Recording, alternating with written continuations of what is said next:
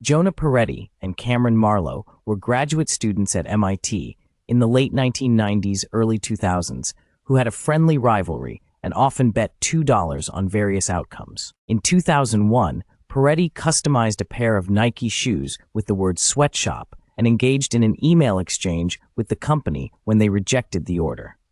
He forwarded the exchange to friends as a prank. The exchange went viral as more people forwarded it. Major websites like Metafilter and Slashdot picked it up. Peretti was eventually interviewed about it on The Today Show. Peretti became fascinated with how content and ideas spread online through traffic. He saw traffic as revealing human behavior and psychology. This became a focus of his career. Peretti grew up with dyslexia and felt isolated in the traditional education system. He was interested in ideas from a young age. His experience as an outsider likely influenced how he analyzed online behavior. The chapter establishes Peretti's early viral success and interest in online traffic virality as the starting point for his later work, founding viral content companies like BuzzFeed. It provides context for his competitive nature and desire to understand and influence the spread of information. Jonah struggled with dyslexia as a child, but found success in philosophy and theory courses in high school and college. He was particularly interested in late capitalism, media, and identity formation. At UC Santa Cruz, he studied environmental studies and history of consciousness. His favorite professor was Donna Haraway, a pioneer in cyberfeminism. He wrote dense theoretical articles and engaged with debates around oppression. After college, Jonah taught briefly while applying to MIT Media Lab. There, he loved being around other tech-focused thinkers. His Nike email prank in 1999 went viral and brought him attention. He analyzed the traffic and impact, but was uncomfortable with celebrity. Jonah moved to New York in 2001 to work for an arts and tech nonprofit and try to systematize viral success, taking up a bet from his friend Cameron that he couldn't do it again. He sought to prove himself in the emerging new media scene in Manhattan. Nick Denton was Jonah Peretti's main rival and opposed his approach to the new media world of blogs and online content aggregation. Denton spotted Cameron Wong at a tech conference and recruited him to help build an aggregation platform for blogs to link to each other. Wong worked with Denton's initial BlogDex project. Denton was born in London to a British father and Hungarian Jewish mother who survived the Holocaust. He was driven to pursue news aggregation and build media properties after being inspired by his grandmother's story of surviving as a refugee multiple times. Denton attended Oxford, but chose to work as a journalist in Hungary and for the Financial Times before getting pulled into the tech world in San Francisco during the late 90s boom. He eventually quit journalism to launch his own internet startups focused on news and content aggregation. So in summary, Nick Denton had a background in journalism, but was pioneering new approaches to online media that opposed Jonah Peretti's style through projects like BlogDex and his goal of launching influential media properties. Nick threw popular parties in London that led him to start an events company called First Tuesday, which he sold for £50 million in 2000 at the height of the dot-com bubble. However, much of the payout was in worthless equity. He moved to San Francisco to work on a news aggregation site called Moreover. He saw blogging as the future, but his investors rejected acquiring Blogger. Moreover later pivoted to corporate clients. In New York, Nick socialized with the downtown blog scene centered around bars like The Magician. He befriended bloggers like Jake Dobkin, but could also be cruel. Nick told people he was working on a new technology project called the Lafayette Project to build infrastructure for blogging, but questions remained about how successful his past ventures and new ideas really were. He cultivated a mystique as an older, well-connected figure among the younger bloggers. Jonah Peretti gained attention in 2002 with a controversial satirical website called Black People Love Us that mocked racial stereotypes. It received over 600,000 views. Meanwhile, Nick Denton was building his tech blog Gizmodo into a successful business. By the end of 2002, it was getting 1,000 views per day and generating ad revenue. Denton also launched the media gossip site Gawker, hiring Elizabeth Spears to run it. Gawker became popular in New York media circles. Ken Lehrer was an influential figure from the last dot-com boom. He met with sociologist Duncan Watts and expressed interest in using new media to undermine the National Rifle Association, NRA, but Watts disagreed this was possible based on his research. Watts mentioned his friend Jonah Peretti as someone more open to unconventional ideas for spreading information online, foreshadowing Peretti and Lehrer's future partnership working on viral content and experiments. Duncan Watts, a social scientist interested in viral content, pitches his ideas to Kenny Lehrer. He mentions his friend Jonah Peretti, who Lehrer is intrigued by. Jonah impresses Lehrer with his email pranks exploring contagious media. Lehrer funds Jonah and others to form the Contagious Media Working Group. One project is StopTheNRA.com, which gets hundreds of thousands of signatures opposing assault weapons. It gets media attention, but doesn't spark a movement. The group develops early sharing tools like reblogging and forwarding that drive later social platforms. But they conclude bigger media is still needed to truly go viral. At Gawker, Nick Denton wants political commentary beyond earnest blogging. He hires Anna Marie Cox for new site Wonket. She focuses on humor over scoops. Her breakout is outing the anonymous Washingtonian diary, distracting DC for weeks. But Cox struggles for another big story, leaving blogging behind for a novel. Kenny Lehrer and Arianna Huffington were inspired to create a left-leaning political website after the 2004 election results. They secured funding and office space in New York. Arianna brought Andrew Breitbart onto the project. Breitbart had previously worked for her when she held more conservative views. Importantly, he also secretly ran Matt Drudge's highly influential right-wing news aggregation site, The Drudge Report, for 8 hours a day. Breitbart held the key to traffic that Huffington Post needed. His work on Drudge Report gave him insight into driving large numbers of readers. Huffington hoped to pry him away from Drudge and leverage his skills. Breitbart had met Drudge years earlier and been instantly connected over their shared passion for online media and politics. Though he turned down an early offer, Breitbart had been working privately for Drudge for years, generating traffic and agenda-setting headlines during morning hours. Andrew Breitbart got his start working for Matt Drudge at The Drudge Report in 1995, giving him a front-row seat to the rise of political blogs and their influence. Drudge broke major stories like Monica Lewinsky that drew huge traffic. Drudge made a lot of money from advertising, but paid Andrew very little irregularly. Their relationship was strained, with Drudge not treating Andrew as a friend and sometimes disappearing, links Andrew promoted. In 2004, Andrew joined the newly launched Huffington Post as a partner, hoping to please both Drudge and Arianna Huffington. However, he was a disruptive employee who kept trying to please Drudge. The Huffington Post founders found Andrew distracting and disagreed with his right-wing views. After a brief time there, Andrew returned to working for Drudge, launching his own site to feed Drudge links and traffic. He later recounted his early career experiences differently in his memoir. Andrew Breitbart worked briefly at the Huffington Post in 2005, where he hoped to expose left-wing ideas by getting liberals to openly attach their names to radical opinions. However, he felt he was becoming their manservant rather than a spy.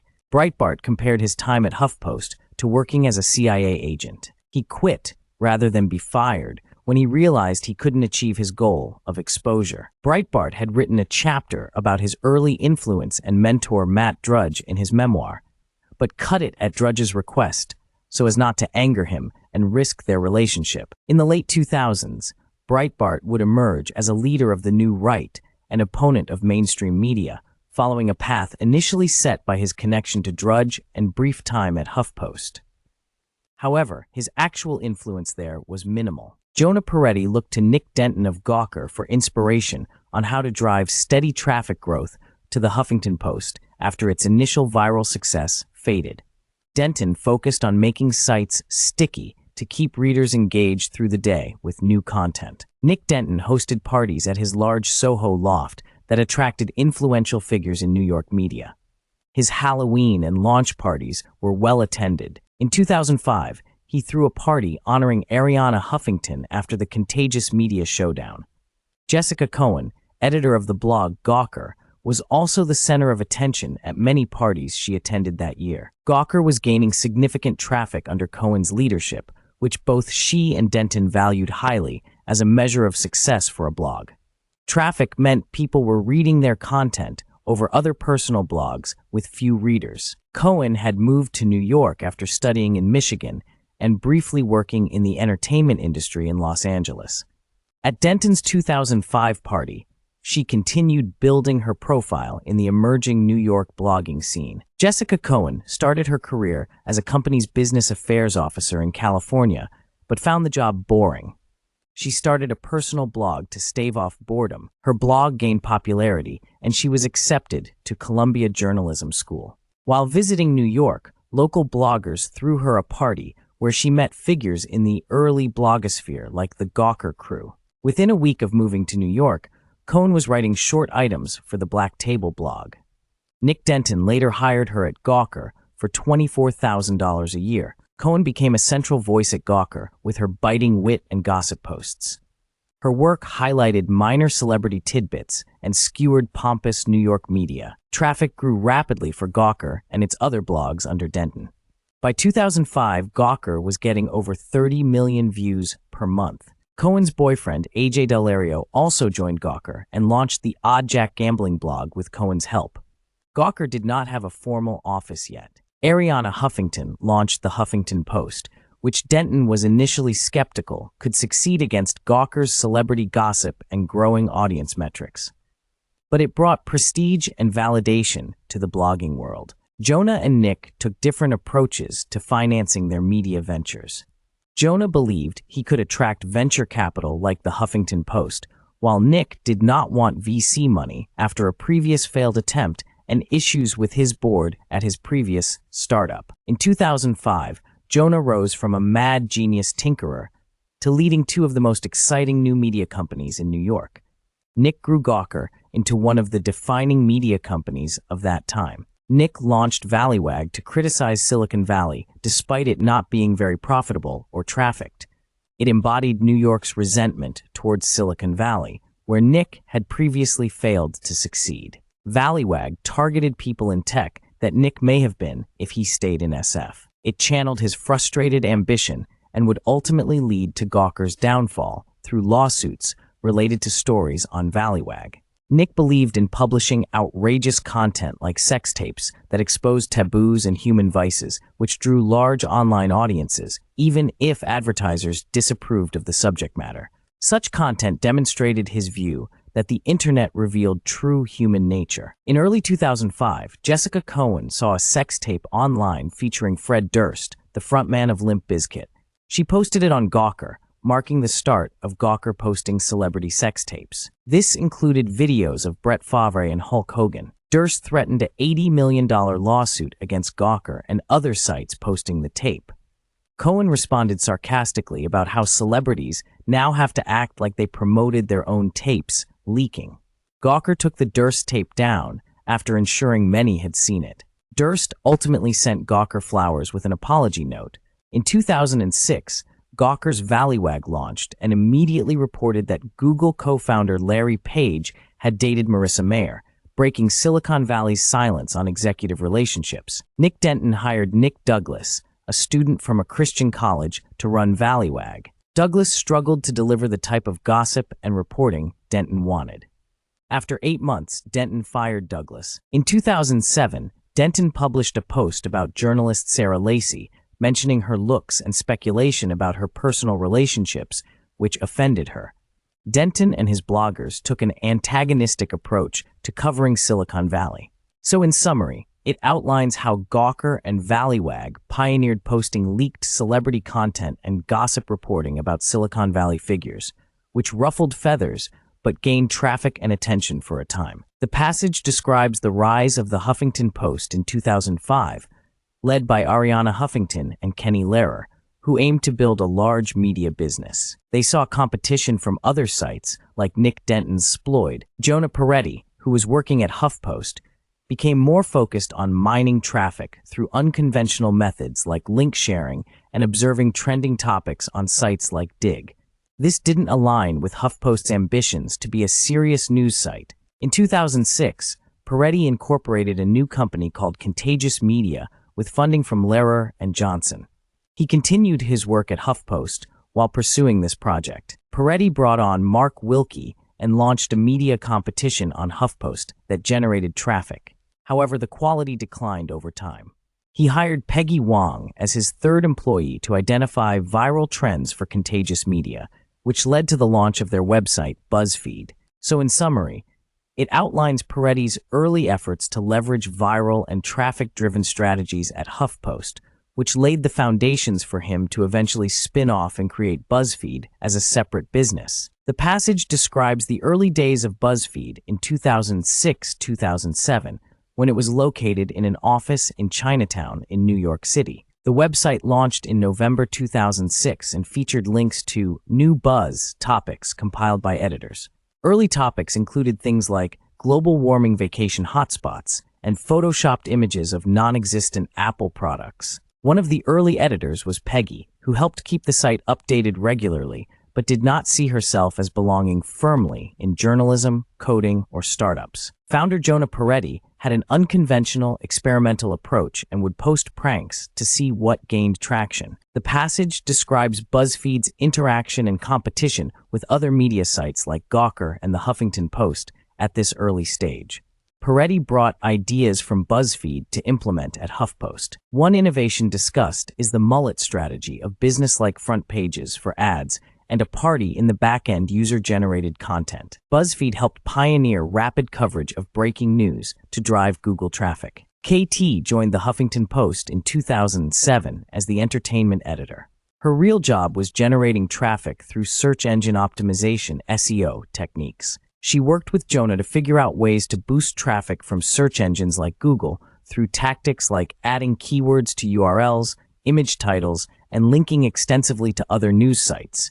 Called pack-manning, their linking strategy provided a boost in Google's algorithm and drove huge traffic surges, with some posts getting over 1 million views. This traffic became a major revenue source for the site. Meanwhile, at Gawker, Nick Denton paid writers based on page views with bonuses for traffic milestones. Only Nicholas Carlson consistently drove traffic through slideshows of tech company offices. Denton was obsessed with antagonizing Silicon Valley tech giants like Google and wanted Gawker Valleywag to cultivate a nasty edge. He hired Owen Thomas, who took the criticism further, targeting powerful yet closeted gay men in tech. Nick Denton, founder of Gawker Media, wanted to create a girly Gawker site focused on women's topics like fashion, sex, and celebrities. However, his existing staff were not interested. Anna Holmes, who had worked in women's magazines for over a decade, was approached about the project. She convinced Nick to pay her $90 to launch it. Holmes envisioned a feminist site that spoke authentically to women's lives and critiqued the magazine's industry. She named it Jezebel. Jezebel made identity and personal experiences into political issues. It helped build an online community that rejected traditional gender roles and power structures. Holmes saw Jezebel as a way to channel her anger at the industry into fuel for social media activism and a new generation of politics. It became very influential, though it burned bridges for Holmes in the magazine world if it failed.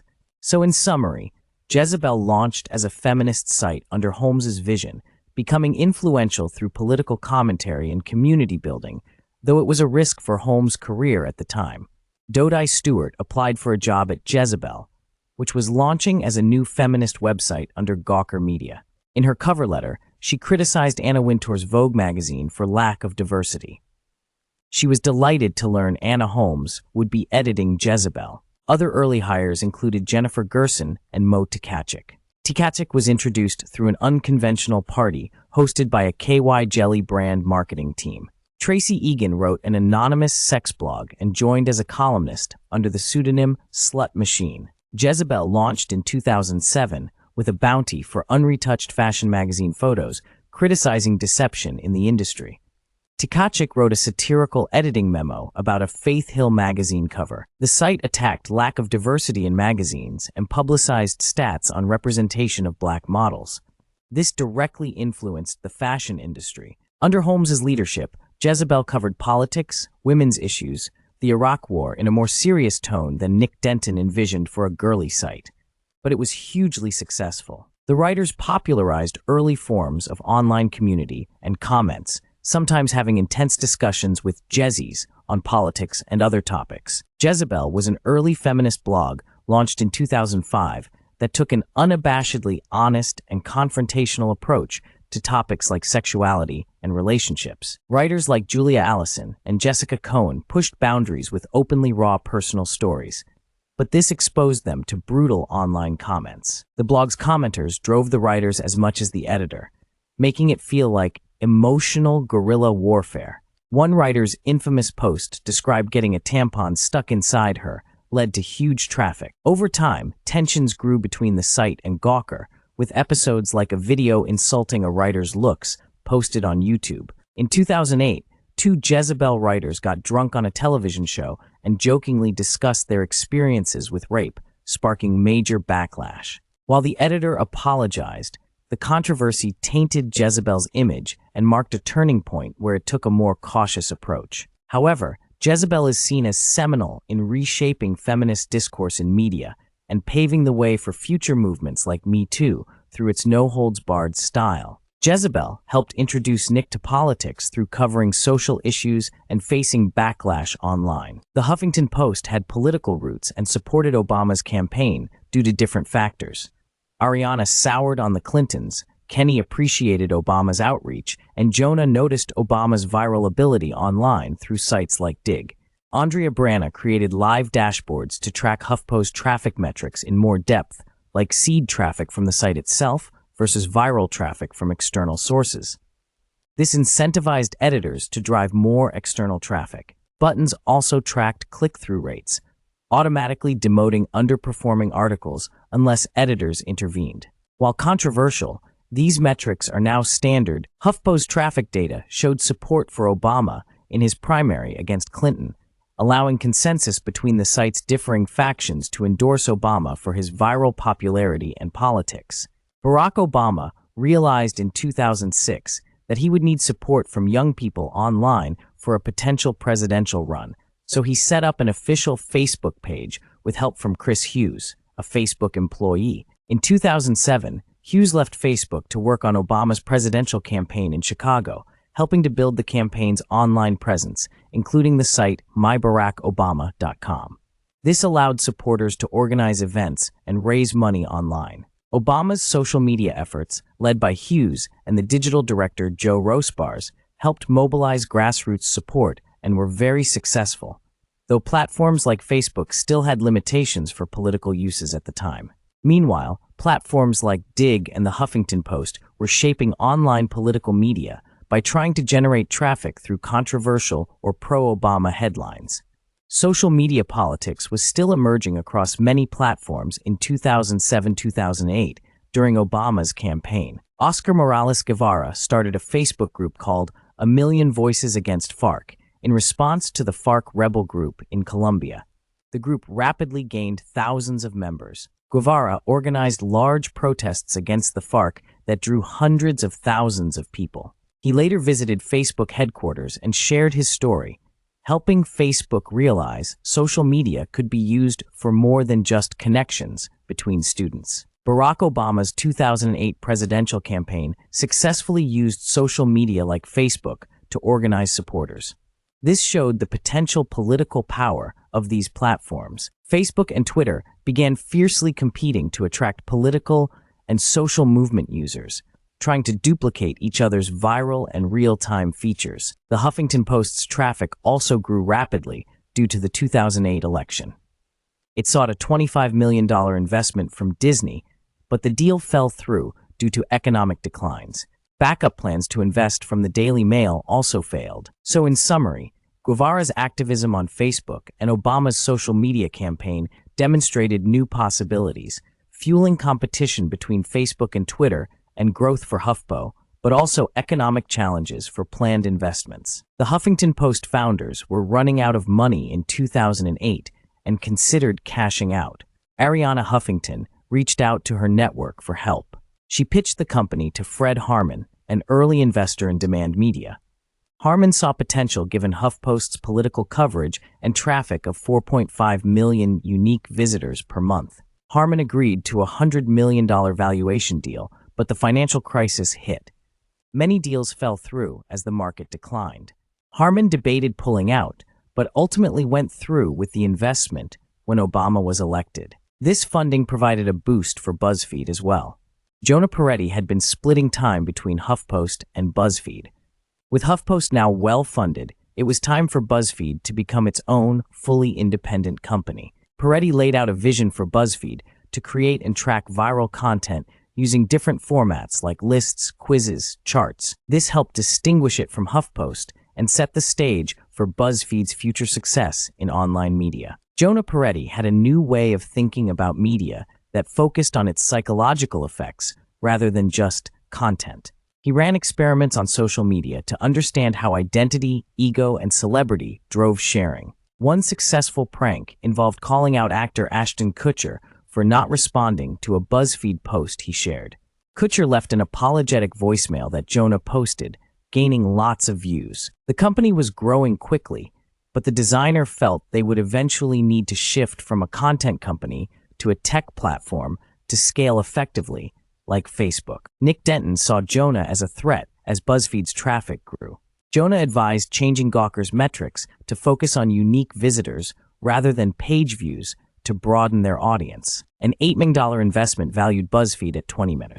They hired John Steinberg as their first real business hire to focus on advertising sales, as unique visitors became an important metric for advertisers too. The goal was to build BuzzFeed quickly and sell it for a big acquisition. Jonah Peretti had offered Ben Steinberg equity in BuzzFeed in exchange for him becoming the top business executive, even though BuzzFeed barely had a business at that point. Steinberg bet on BuzzFeed developing a successful new model of native advertising that would feel like organic content and spread virally, as well as BuzzFeed benefiting from the huge growth of Facebook traffic. Andrew Breitbart felt underappreciated after leaving the Huffington Post, where he helped start the company but got a small payout.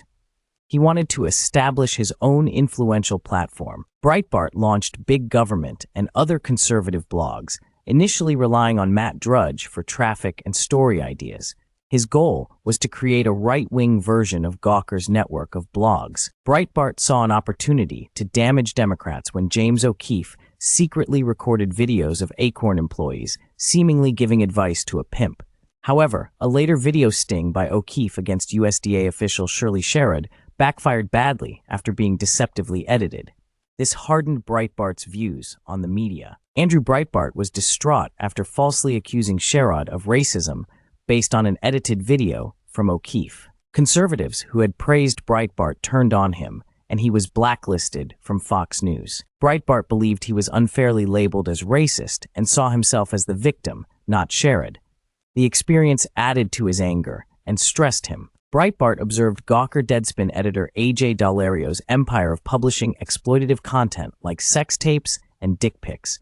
This gave Breitbart an idea for how to redeem himself. Dallario built his career publishing intimate graphic content without consent, like sex tapes of celebrities and athletes.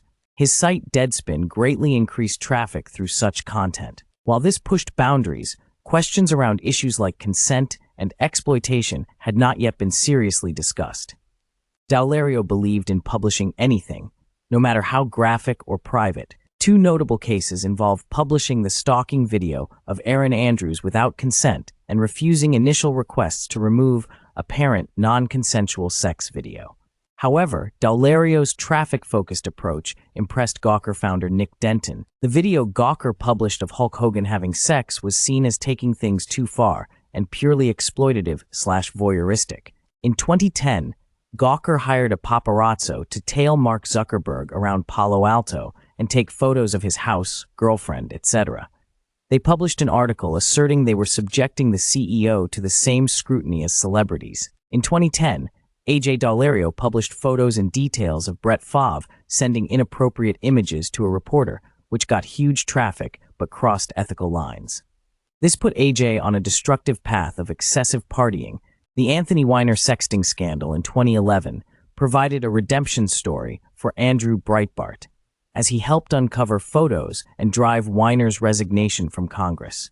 Breitbart saw his role not as replacing media, but sustained attacks on the Democrat media complex. He began to see potential in targeting right-wing news to Facebook users beyond the original Gawker audience. So in summary, it discusses some controversies over invasive, unethical coverage at Gawker and how they positioned exposing private lives, along with the rise of figures like Breitbart, by exploiting such scandals. The Huffington Post was acquired by AOL in a $315 million deal in 2011. This was a big payoff for early employees and investors like Kenny Lehrer. However, Jonah Peretti had been drifting away from HuffPo and only worked there 1 day a week. He was unhappy with the acquisition and did not want to be involved with AOL. He sold his shares and left. BuzzFeed was still much smaller than HuffPo at the time, generating only $4 million in revenue in 2011. It relied mainly on search traffic from Google. Under Jonah's leadership, BuzzFeed started experimenting with shareable lists in late 2009, early 2010 that drove more social traffic from Facebook. This signaled an escape from reliance on Google. However, the business model was still unclear when Jonah left HuffPo. Board meetings were unproductive, as the strategy was not fully formed yet. BuzzFeed's future success was uncertain at that point. In mid-2011, BuzzFeed suddenly lost all of its traffic from Google without any explanation. This was a major blow, as Google accounted for around half of BuzzFeed's monthly traffic. Jonah and the editors pivoted their focus more towards social media platforms like Facebook, Twitter, Reddit, and StumbleUpon. Community manager Jack Shepard helped promote inspiring and feel-good content that people enjoyed sharing. Viral list maker Stopera took an intuitive approach by scouring the internet for interesting facts and images that would appeal to readers' emotions. His lists drove a lot of traffic without relying on Google. Eventually, Jonah was able to solve the Google issue. It turned out a domain similar to BuzzFeed's was triggering a malware warning in Google's search results. Traffic returned in September. BuzzFeed continued setting new traffic records in late 2011. The site was growing fast and starting to attract advertisers and investors. Kenny Peretti wanted to broaden BuzzFeed's appeal by adding news coverage. He reached out to journalist Ben Smith to come on board and help build out BuzzFeed's political and news operations as the 2012 U.S. election was approaching. Smith met with Jonah Peretti to discuss the opportunity. Jonah Peretti, the founder of BuzzFeed, pitched Ben Smith on leaving his job at Politico to become BuzzFeed's editor-in-chief. Though initially skeptical, Smith was convinced it could define the upcoming presidential campaign cycle. Meanwhile, Facebook CEO Mark Zuckerberg and Sam Lessin were looking to acquire hot New York startups. They met with Peretti at the Ace Hotel, and Zuckerberg floated acquiring BuzzFeed. Peretti declined selling BuzzFeed, but proposed an unconventional partnership where he would run Facebook's news feed while keeping BuzzFeed independent as an experimental lab. He believed this could shift publishers' focus from Google to Facebook. Peretti outlined his vision in a long Facebook message to Zuckerberg, proposing they work together using data science and machine learning to optimize newsfeed for sharing and emotion. He suggested tracking traffic and developing an emotional classification system. Intrigued, Zuckerberg had Peretti come to San Francisco to meet with Facebook executives to discuss the idea further.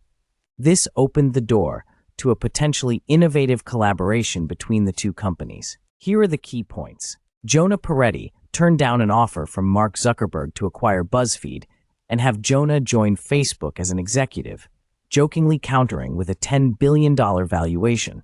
Ben Smith invited Jonah and others over for New Year's Eve 2012 after starting BuzzFeed Politics anonymously due to his Politico contract. BuzzFeed's early political coverage focused on breaking news on Twitter under Smith. Reporters like Rosie Gray, Zeke Miller, and Andrew Kaczynski broke several stories. BuzzFeed's traffic and revenue grew rapidly in 2012 on the back of both lists, quizzes, and hard news reporting.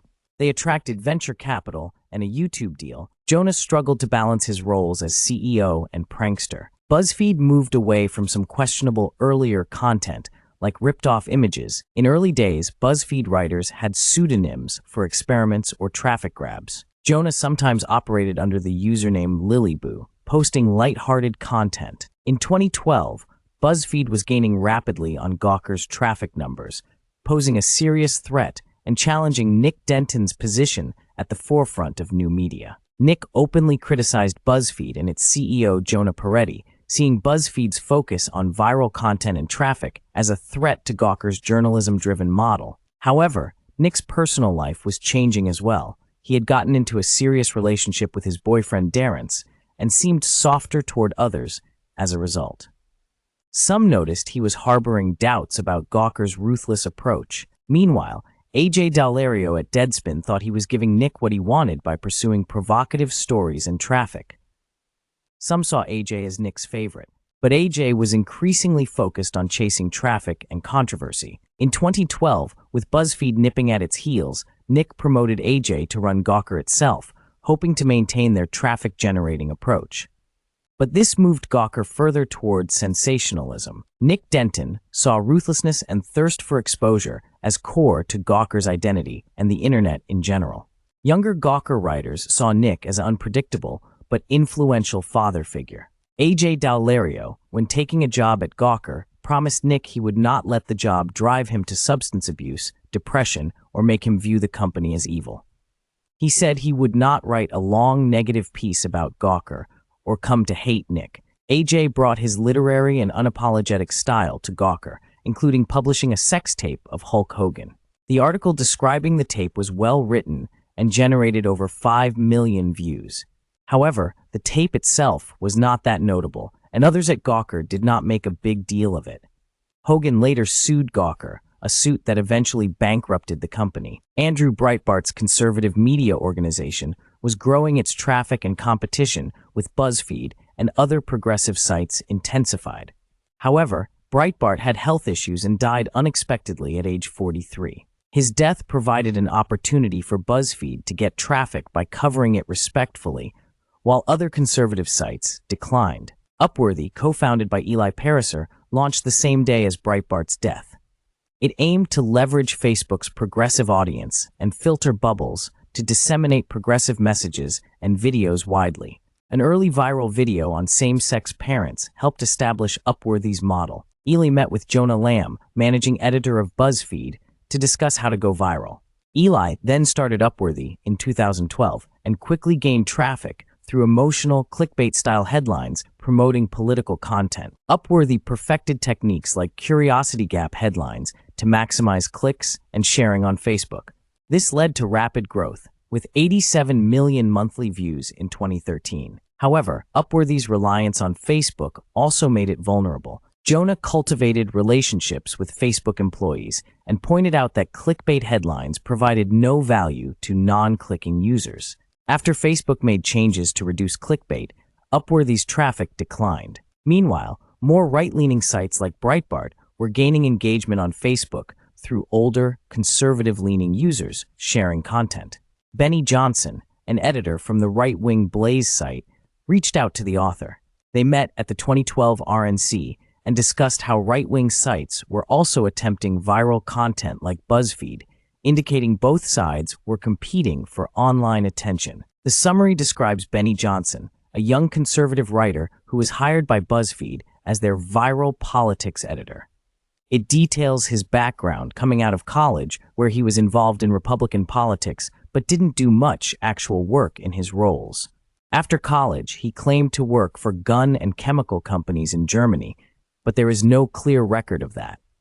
He had a gift for salesmanship and ambition. Johnson originally worked for Glenn Beck's The Blaze website, where he drove a lot of traffic. BuzzFeed editors were looking to reach a broader, more diverse audience and hired Johnson to write about conservative identities. However, Johnson's past work included race-baiting headlines and focusing on fringe groups. The hiring was a misunderstanding, as Johnson gravitated more towards aesthetic cultural conservatism rather than substantive policy work. After being hired, Johnson continued prioritizing traffic and social media over traditional journalism. His background raised skepticism from other BuzzFeed employees. The summary examines how Johnson fit into the new media landscape at the time. In late 2013, Disney was looking to acquire BuzzFeed as a way to transition into digital media and connect better with younger audiences. Disney CEO Bob Iger was interested after speaking with ABC News president Ben Sherwood. BuzzFeed founders Jonah Peretti and Kenny Lehrer had talks with Disney dealmaker Kevin Mayer about a potential acquisition. Peretti proposed a $600 million sale price and emphasized maintaining editorial independence. He also wanted funding for investigative journalism. Disney diligently examined BuzzFeed's finances. Negotiations were occurring in fall 2013, but ultimately no deal was reached. Disney remained interested in BuzzFeed as a way to transform its digital strategy and brand. However, the two companies did not come to an agreement on terms of an acquisition. BuzzFeed executives, including CEO Jonah Peretti, visited Disney Studios in Burbank to meet with Disney CEO Bob Iger about a potential acquisition. Iger and Peretti gave long speeches, laying out how their companies could benefit each other. Back in New York, the deal details came in. Disney offered $450 million upfront with potential for $200 million more. This was a major offer for BuzzFeed, which had recently valued itself lower. Peretti had doubts about being constrained by Disney's corporate culture, but others felt it was too good an offer to pass up. Key executives debated the pros and cons. Peretti then agreed to speak at Disney's management retreat, but still hadn't committed. His casual speech fell flat with the Disney executives.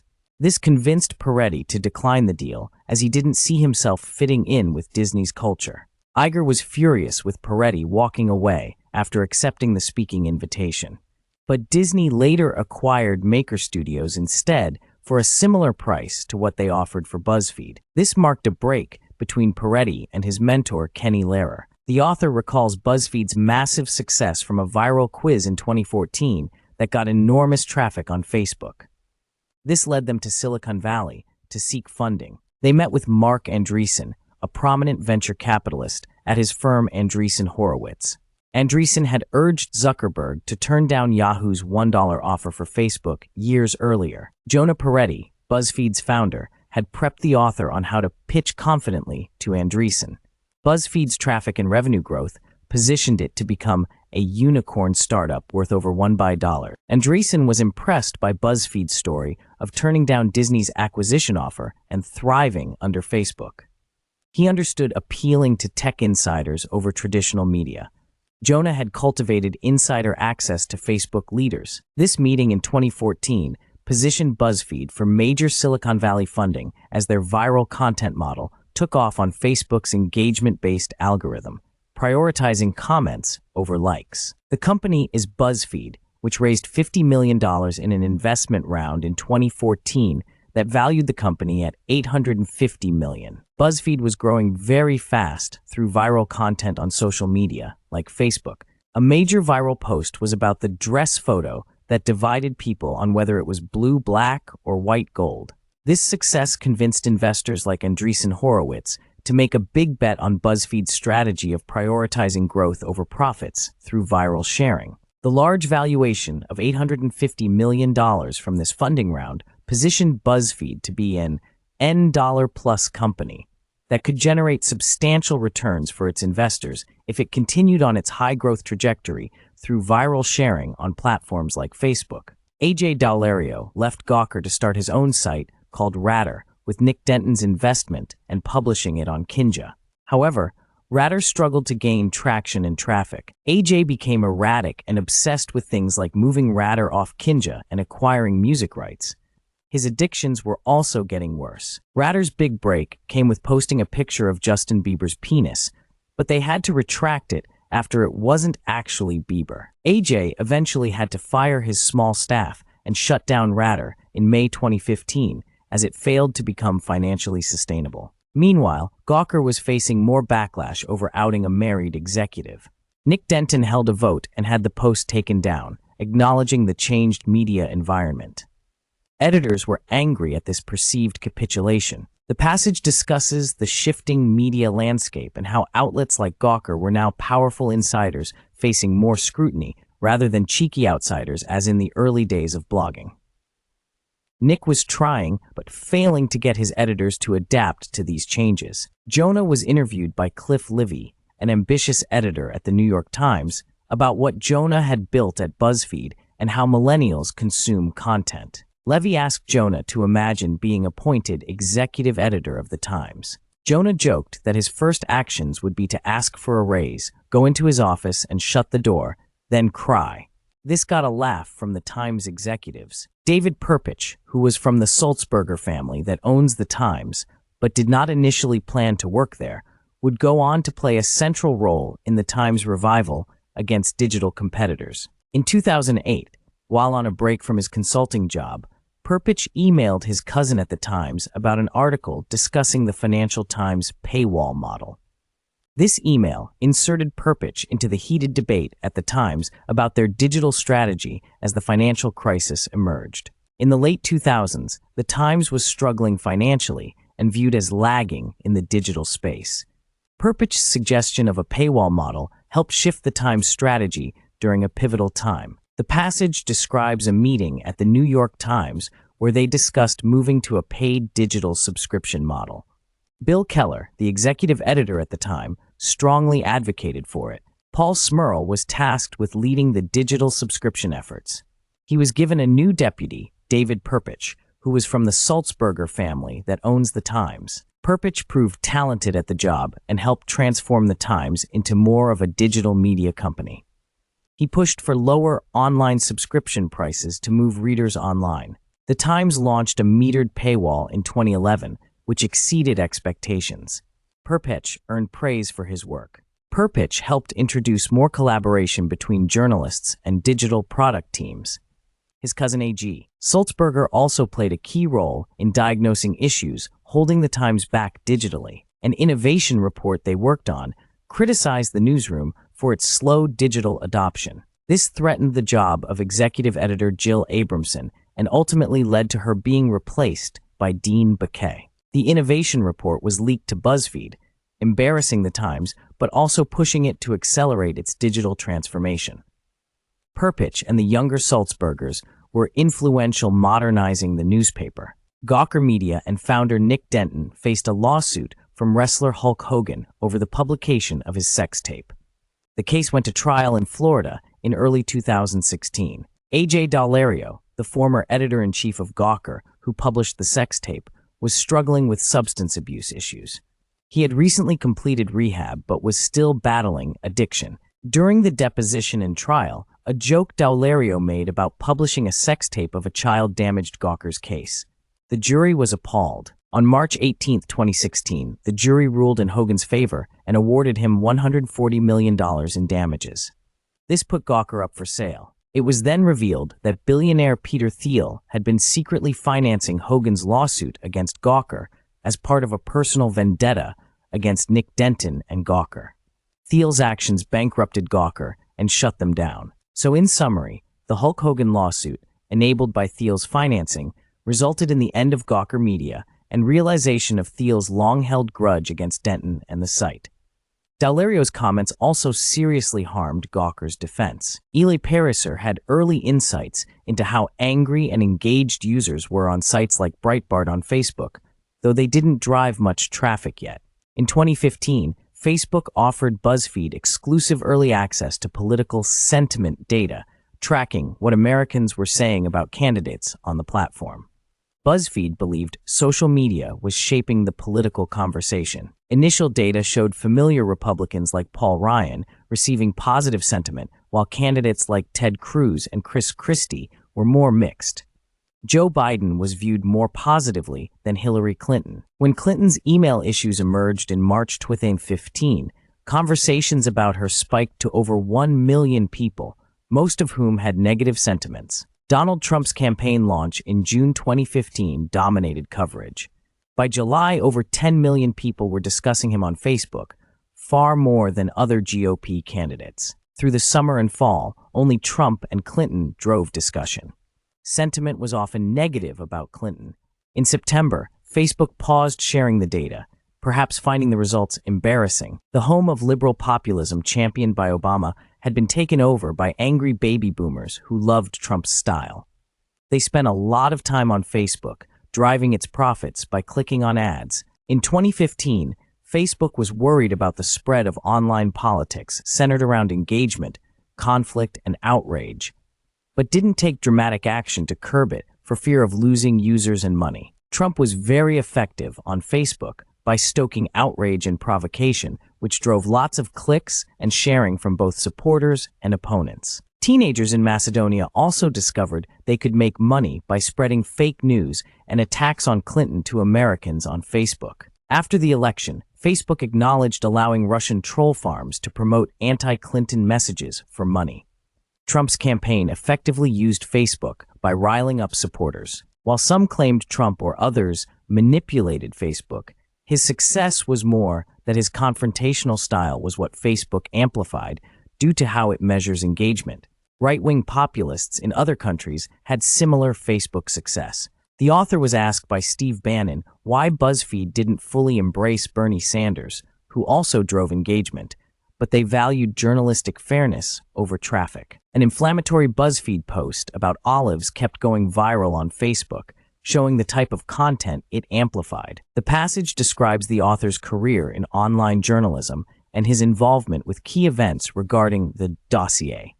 It discusses how he internalized the view of Nick Denton, his former boss at Gawker, that journalists should publish information without gatekeeping. When BuzzFeed reporters learned about the unverified dossier containing allegations about Trump's Russia ties, the author felt compelled to publish it, believing others soon would as well. After CNN reported vague details about the dossier, the author saw an opportunity for BuzzFeed to be the first to let the public see the actual document. He and other editors debated the decision, but ultimately agreed to post the dossier online, noting it was unverified. This unleashed intense debate, but demonstrated BuzzFeed's commitment to transparency over secrecy. The passage describes BuzzFeed News' decision to publish the Steele dossier in January 2017, including their vetting process and the disclaimer they included. They uploaded the full dossier as a PDF for people to freely share. The traffic to the story skyrocketed as it went viral on social media. Other news organizations criticized BuzzFeed for publishing unverified claims. The author acknowledges some of the dossier details were salacious and difficult to verify. Democrats thanked BuzzFeed for revealing Trump's depravity, as described in the dossier, fueling conspiracy theories. The author grew uncomfortable with this partisan reaction. Liberal conspiracy theorist Louise Mensch gained popularity among some Democrats by speculating about Trump-Russia ties, often without evidence. BuzzFeed evaluated her claims skeptically. Overall, the author defends publishing the dossier, but acknowledges it may have fueled unverified conspiracy thinking among some liberals, just as among some Trump supporters.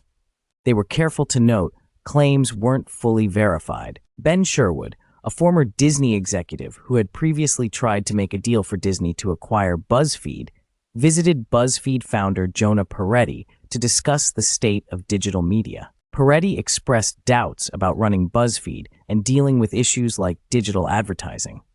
Sherwood said BuzzFeed never would have been able to publish the Steele dossier if they had done the Disney deal. While publishing the unverified dossier benefited BuzzFeed in traffic and attention initially, it came under more scrutiny over time and likely helped Trump by framing the debate in an exaggerated way. Nick Denton, the founder of Gawker, who pioneered confrontational internet media, had left the U.S. for Zurich after Gawker's demise. He was working on a new text message-based social network focused on privacy and collaboration. Denton saw the emerging shitty media men list culture as resembling the French Revolution, with competition for attention fueling extreme online behaviors.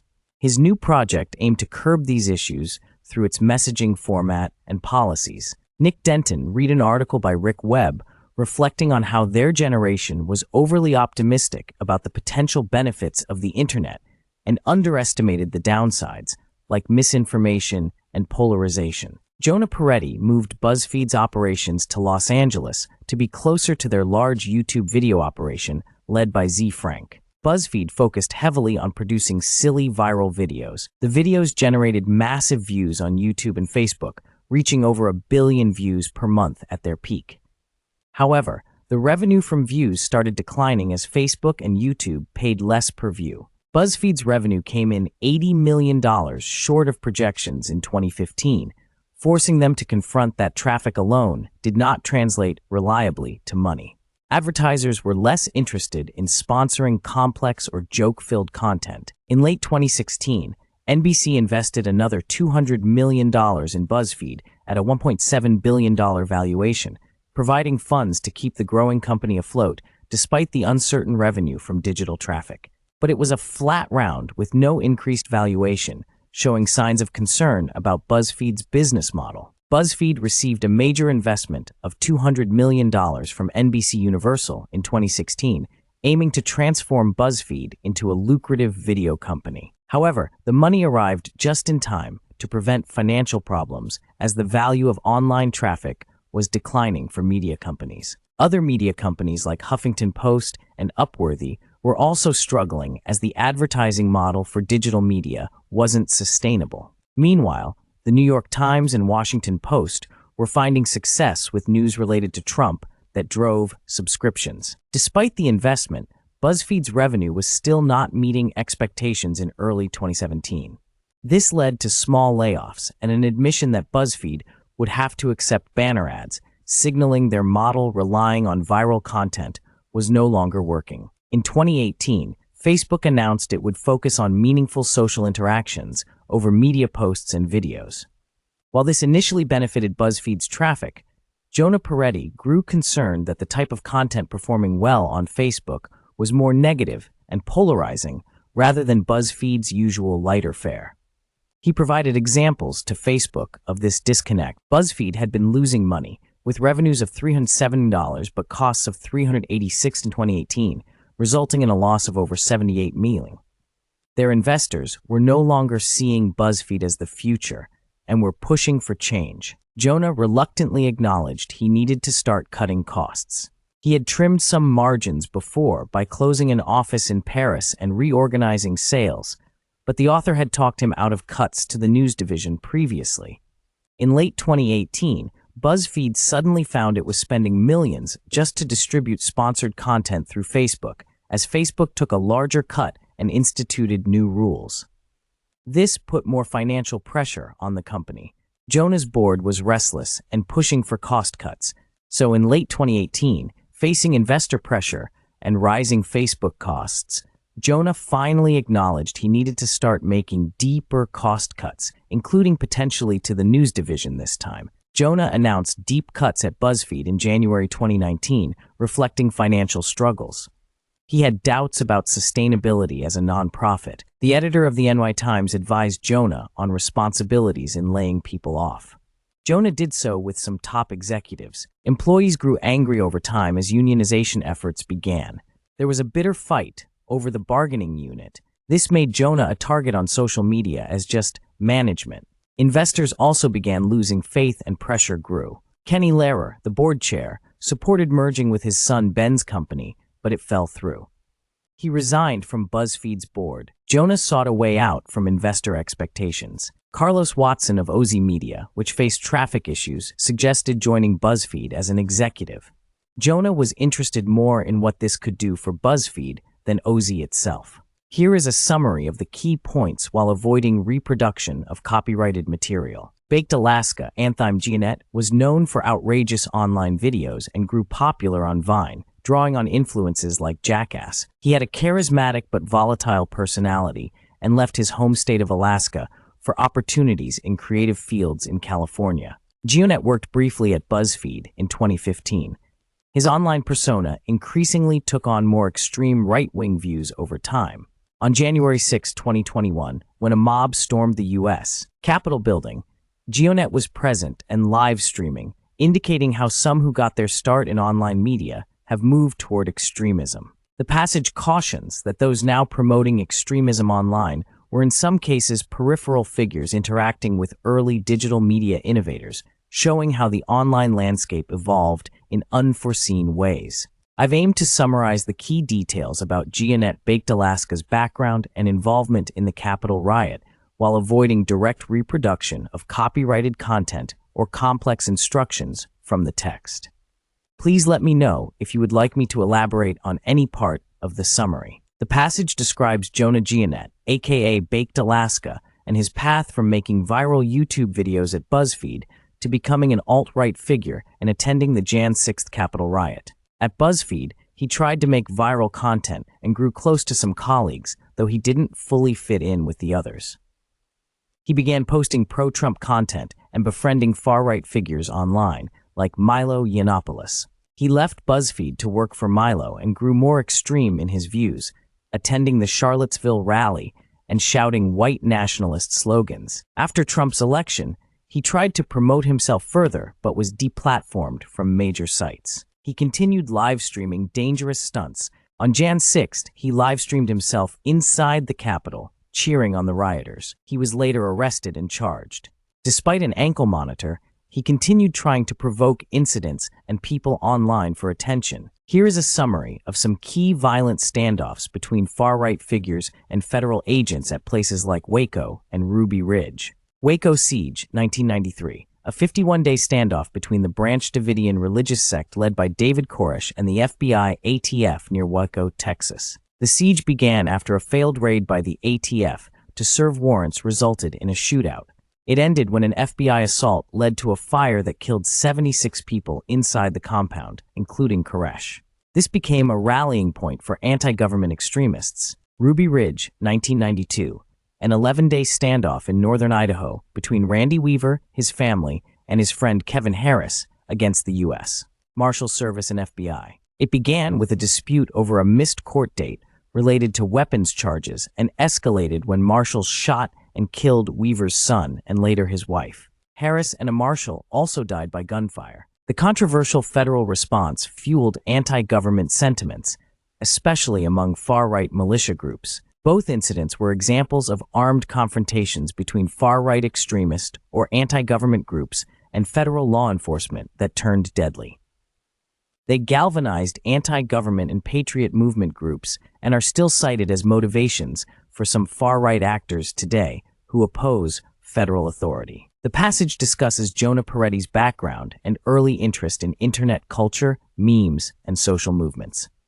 It mentions his college thesis on visual culture and identity formation. It then talks about Nick Denton's background in the UK and his childhood interest in history and Jewish heritage. Denton chose to pursue a career in journalism rather than law like other men in his family. Both Peretti and Denton recognized the potential of the emerging internet to disrupt traditional media and direct traffic. Peretti created viral political emails, while Denton launched Gawker media sites that covered media and technology gossip. Their differing approaches represented two sides of internet potential, using memes for activism, Peretti, versus tabloid gossip sites, Denton.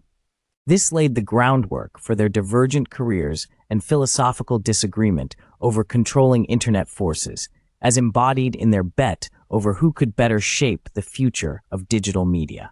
The passage provides biographical context for Peretti and Denton's early interests and experiences that led them to pioneer new models in digital media and journalism.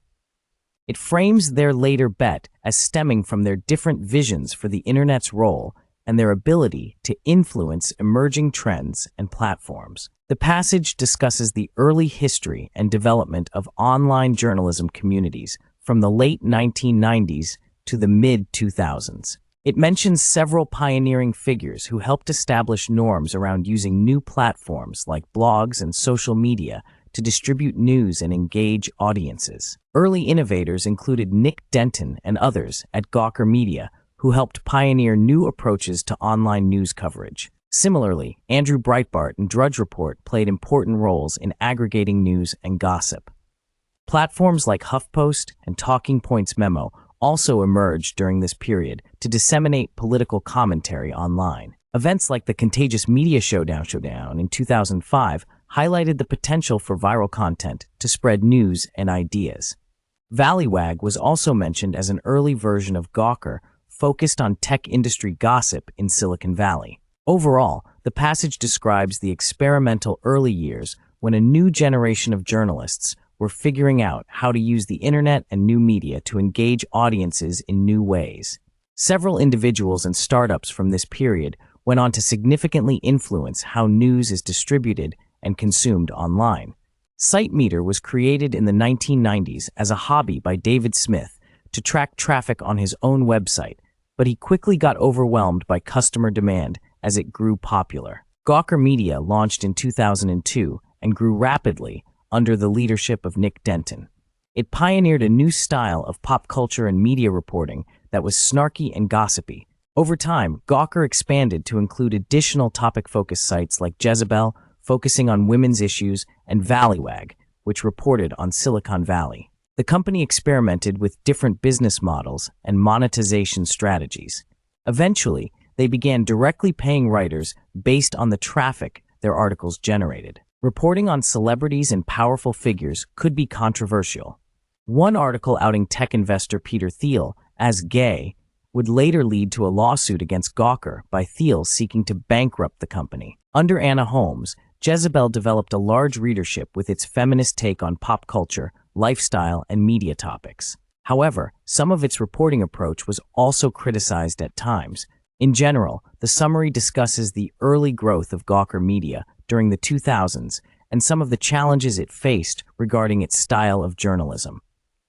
Let me know if any part needs clarification or expansion. Here's a brief summary without directly copying or reproducing copyrighted content. The note references discuss a variety of topics related to politics, digital media, and events from 2008 to 2011. They provide additional context about political figures and scandals like the Monica Lewinsky affair. Notes also give background on the growth of platforms like Facebook and Twitter. References discuss the founding and growth of BuzzFeed traffic under Jonah Peretti. Other notes cover the controversial content published on Gawker and Deadspin related to sports figures and leaked content. The references aimed to provide useful context for events discussed in the text without reproducing or copying significant copyrighted material. Please let me know if you would like me to clarify or expand on any part of the summary. Here is a brief summary of the references without directly copying or quoting copyrighted content. The first reference discusses AOL still having some profitable business lines in 2014, according to a Recode article. The second reference discusses Arianna Huffington being particularly interested in the local news potential of Patch, according to a 2011 Forbes article. The third reference notes the author's wife worked at Patch in 2011, a difficult time when the company burned through $100 million trying to build a local news business. The fourth reference cites a Business Insider article saying Huffington Post traffic increased in April 2011 after the AOL acquisition. The fifth reference discusses BuzzFeed founder Matt Stopera and his early work on the viral web, according to an archived BuzzFeed site. The sixth reference discusses BuzzFeed raising $15.5 million in January 2012, according to a PR Web article. The seventh and eighth references discuss how a January 2011 Google algorithm change hurt Demand Media and other sites, according to Forbes and Google blog posts. The ninth reference discusses BuzzFeed founder Matt Stopera's early interest in Britney Spears, according to an MTV News article. The 10th reference attributes BuzzFeed's biggest traffic day to a Beavis and Butthead list, according to a Neiman Lab article. The 11th reference notes a joke tweet about BuzzFeed copying a Beavis and Butthead BuzzFeed post. The 12th reference discusses BuzzFeed founder Jonah Peretti's early influence from former New York Times editor Peter Kaplan. I have aimed to accurately summarize the references without directly copying or extensively summarizing copyrighted content. Please let me know if you would like me to clarify or expand on any part of the summary. Here is a summary of the key points about Lion from the notes. Lion was a startup social publishing platform and mobile app founded by Nick Denton after the sale of Gawker Media.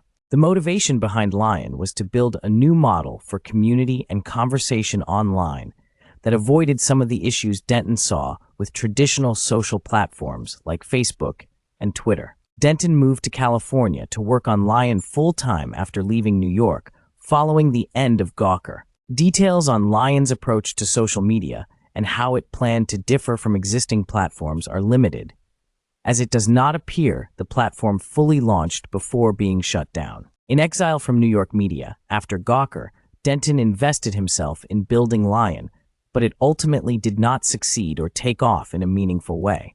The notes provide context for what Denton moved on to after Gawker, but few other specifics about Lion itself. So in summary, Lion was Denton's post-Gawker social media startup attempt, but details are scarce, as it does not seem to have successfully launched before being abandoned. Here is a summary of the BuzzFeed News article. YouTube's comments section has long been criticized for allowing the spread of hate speech and misinformation. However, YouTube has been slow to address these issues. Researchers analyzed over 150,000 YouTube videos and found widespread racist, sexist, and anti-Semitic language in the comments. White nationalist groups actively organized and recruited in the comments of popular YouTube channels. Some of the most viewed videos had comments calling for violence against Jews, Black people, Muslims, and others. Posts also spread white nationalist conspiracies like the Great Replacement theory. Major brands continued to advertise on YouTube videos despite the presence of hate in the comments.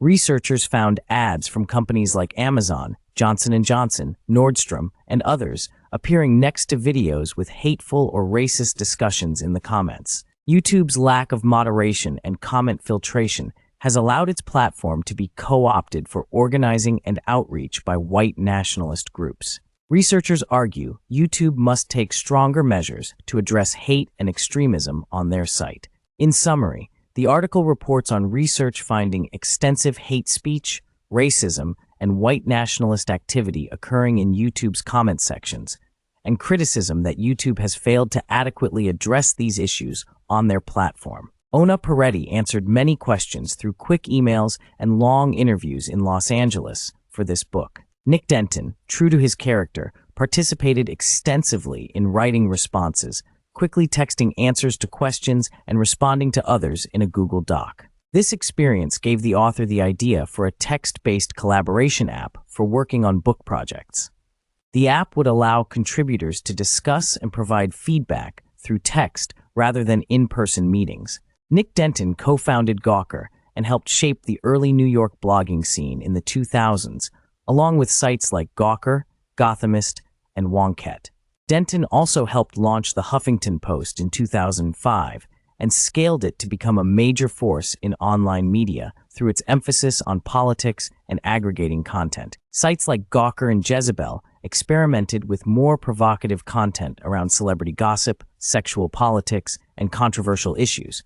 This led to criticism, but also drew large audiences. Andrew Breitbart emerged as a conservative blogger and later helped launch Breitbart News, which had a major influence on right-wing media and politics through controversial stories and oppositional stances. John Cook joined Gawker and helped push its editorial boundaries with stories like the publication of the Hulk Hogan sex tape, which later led to a lawsuit that bankrupted Gawker. Nick Denton transitioned out of day-to-day operations as sites like Facebook and Google dominated digital advertising. He works as an investor and advisor now. BuzzFeed launched in 2006 and was transformed under Ben Smith and Jonah Peretti into a major digital media company publishing lightweight content alongside serious journalism.